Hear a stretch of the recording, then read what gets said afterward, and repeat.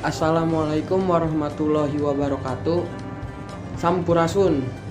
Abdi Muhammad Eika Hernayadi Nugraha di kelas 11 IPS tilu bade ngebahas perkawis pergaulan remaja. Sata acana hayu urang panjatkeun puji syukur kehadirat Allah Nu Maha Esa sabab urang tiasa sasarengan di tempat ieu dinu kaayaan sehat walafiat. Hadirin anu dipika hormat, dina kasempatan ieu simkuring bade ngabahas perkawis pergaulan remaja. Masa remaja nyaeta masa dimana urang lincah kadewasaan. Tapi dina masa ieu remaja teh masih kene labil jeung hayang apal sagala rupa.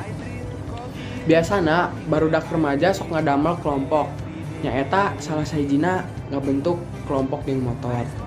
Remaja ayeuna leuwih nurut ka egona daripada kasalametan soranganna. Ayeuna ieu loba nimu barudak ngora sakola SMP nepi ka SMA ngalakukeun kagiatan balap liar. Kagiatan ieu bisa disebut hobi ku barudak remaja. Teu jarang tinu kagiatan anu maranehna lakukeun ieu berawal tinu heureuyan atanapi persaingan jang menangkeun suatu hal.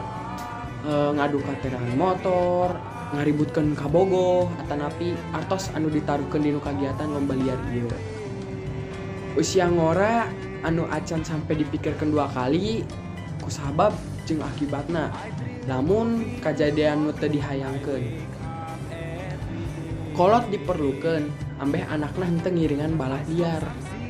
Carana nyaeta ngarahkeun anakna ambeh bisa leuwih ngahormati jeung ngahargai soranganna.